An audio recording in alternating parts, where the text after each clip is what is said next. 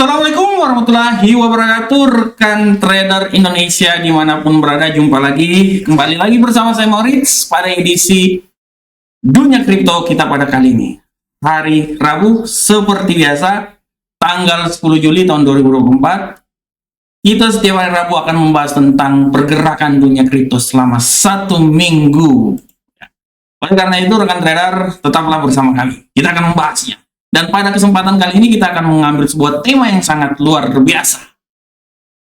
Tema yang akan saya bahas hari ini adalah apakah Bitcoin telah melewati level terendah. Nah, ini tema yang sangat luar biasa rekan trader, karena kalau rekan trader lihat bagaimana pergerakan yang terjadi pada Bitcoin selama 1 minggu ini sangat-sangat mencengangkan. Rekan trader bisa lihat di platform bagaimana Bitcoin dalam 1 minggu terakhir telah mengalami pelemahan yang signifikan, dan ini merupakan kerendahan yang paling luar biasa semenjak tanggal 28 Februari tahun 2024. Dia telah menembus level 53.445. Bayangkan rekan trader, selama 1 minggu bagaimana Bitcoin telah turun.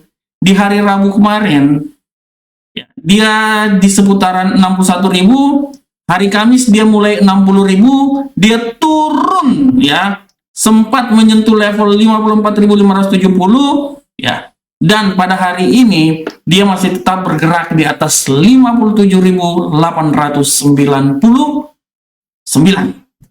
Ini adalah pergerakan yang sangat luar biasa yang harap kita lihat bersama-sama rekan trader. Karena kalau kita lihat rekan trader, bagaimana pergerakan yang terjadi di Bitcoin ini, kalau kita lihat rekan trader ya, pergerakan yang terjadi pada Bitcoin ini, dia itu banyak sekali ya, dipengaruhi oleh banyak faktor rekan trader. Kalau rekan trader lihat ya, kenapa Bitcoin ini anjlok? Ini pertanyaan yang sangat luar biasa yang bisa rekan trader semuanya melihat. Ini adalah alasan utama Bitcoin itu anjlok, itu sebenarnya banyak faktor rekan trader. Kalau saya mau bilang Bitcoin itu anjlok, pertama kita bisa lihat dari faktor ETF Bitcoin. Kenapa saya bilang ini? Karena kalau kita lihat bahwa ETF Bitcoin ini dia memegang sebesar hampir 5% dari total Bitcoin ya. Kita tahu pada awal bulan Juli banyak Bitcoin yang ditarik di ETF ini ya, namun aliran masuknya itu menyebabkan kenaikan harga, membuat Bitcoin ini lebih optimis. Akan tetapi sekarang ini dia terjadi penelemahan. Inilah yang menjadi alasan kenapa itu Bitcoin mengalami pelemahan ya.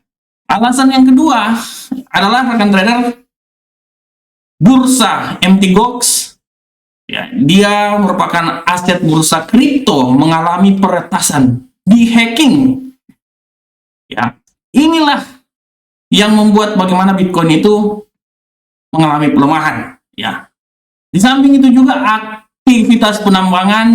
Ya, kita tahu bahwa dari tahun 2023 dan 2024 penambang Bitcoin ini mencatat rekor penjualan. Ya, mereka lebih banyak menjual Bitcoin ke bursa. Inilah yang menyebabkan kelebihan pasokan dan permintaan yang rendah di pasar. Selain itu juga kita bisa lihat faktor Bitcoin ini melemah. Kalau kita lihat adalah dari suku bunga Amerika, di mana pelemahan tingkat suku bunga, pemangkasan tingkat suku bunga ini merupakan salah satu faktor utama bagaimana terjadi penguatan dolar, dan ini benar-benar membebani Bitcoin.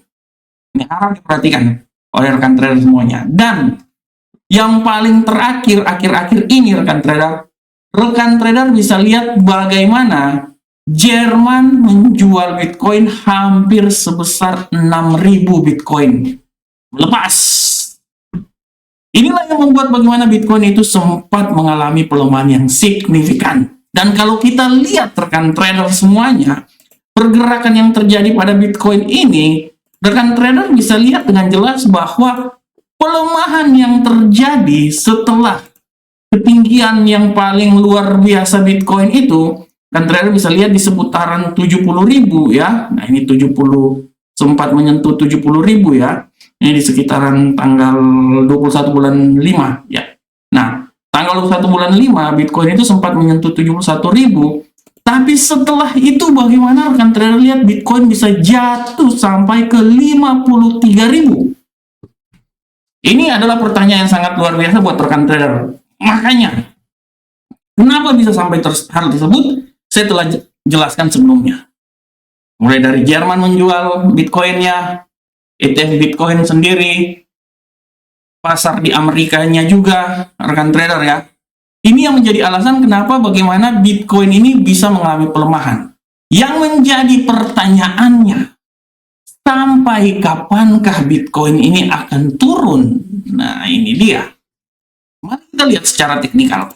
Kalau secara teknikal, rekan trader, secara teknikal, saya bisa bilang bahwa Bitcoin ini, kalau menurut analisa saya, tendensi penguatan ini sudah mulai terjadi. Apalagi sudah dari kemarin, dia sudah mulai perlahan-lahan naik sampai ke 57.856. Rekan trader bisa saksikan ya, dia sudah mulai naik. Akan tetapi rekan trader, pelemahan pun juga masih tetap ada rekan trader. Dalam analisa yang saya coba buat, saya bisa bilang bahwa Bitcoin ini punya peluang yang besar untuk jatuh lagi, tapi ya, menurut analisa saya, peluang kejatuhan yang paling maksimal bisa terjadi pada Bitcoin itu dia akan mencoba jatuh itu di level standarnya, di titik supportnya itu di seputaran 51.905. Itu menurut saya itu nilai yang paling terendah yang bisa dicapai oleh Bitcoin pada tahun ini apabila memang dia jatuh. Ya. Menurut saya, kalaupun dia akan jatuh, paling rendah itu adalah di seputaran 51.000. Itu adalah titik support yang sangat rendah yang akan terjadi pada Bitcoin, seperti dia akan mengulang kisah yang terjadi itu pada seputaran tanggal 14 bulan 2 tahun 2014. Ya. Untuk bisa lebih jatuh lagi, seperti sampai di bawah 40.000, menurut saya itu perlu perjuangan yang sangat besar. Tapi menurut saya, apabila dia bisa menembus 51.000, artinya kemampuan untuk dia turun lebih jauh lagi masih bisa. Tapi menurut saya, 51.000 adalah nilai yang paling rendah yang bisa tercapai oleh Bitcoin di tahun 2024. Selanjutnya saya lebih optimis Bitcoin naik. Kenapa? Karena tingkat suku bunga sudah mulai ada tanda-tanda untuk pemangkasan terjadi. Pemangkasan tingkat suku bunga sudah mulai ada tanda-tanda. Dan kalau secara teknikal pun juga, kalau kita lihat rekan trader, ini Bitcoin ini sudah sampai di titik yang paling terendah. Kalau kita lihat berdasarkan indikator pun juga, Bitcoin ini masih bisa turun, masih dengan tingkat terendahannya itu sekitaran 51. Itu menurut saya yang paling terendah di tahun 2024 ini. Tapi setelah itu, dia akan naik. Untuk bisa sampai ke sekitaran 40.000 atau 37.000, menurut saya itu udah terlalu jauh itu. Dan saya bisa bilang bahwa 50.000 adalah nilai yang paling terendah. Kalau tidak 51.900 atau 50.000 adalah nilai yang paling terendah yang bisa terjadi pada Bitcoin di tahun 2024. Setelah itu saya masih bisa bilang bahwa Bitcoin akan terbang tinggi. Oleh karena itu, untuk posisi sekarang ini, kita bisa lihat bahwa Bitcoin berada dalam fase di mana fase konsolidasi masih bisa turun, tapi setelah itu akan terbang tinggi lagi. Secara teknikal pun juga, kalau kita lihat indikator pun juga, dia pasti akan turun. Apalagi kalau ini sudah terjadi titik perpotongan ya, perselingkuhannya mulai terjadi di sini. Kemungkinan turun masih ada. Walaupun turun paling rendah 51.000, tapi setelah itu dia akan naik. Oleh karena itu rekan trader, secara garis besar, saya bisa bilang Bitcoin dalam minggu ini, menurut analisa saya, masih punya peluang yang sangat besar untuk mengalami pelemahan. Masih punya peluang yang sangat besar untuk mengalami pelemahan. Kalaupun dia akan melemah, rekan trader, saya bisa bilang bahwa dia harus bisa menembus level 54.000 untuk bisa turun sampai di level paling terendah dalam tahun ini di sekitaran 51.900. Ya, itu menurut saya. Tapi saya bisa bilang bahwa kemungkinan Bitcoin dalam 1 minggu ini masih punya peluang yang sangat besar bisa naik. Dan saya bisa bilang bahwa Bitcoin masih punya peluang besar selama 1 minggu ini sampai tanggal 17 nanti. Dia akan naik sampai ke level seputaran, saya ini dulu, seputaran 61.959 atau 62.000.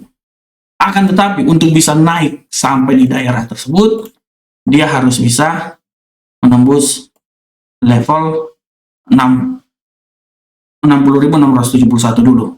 Ya, dia harus bisa menembus level tersebut.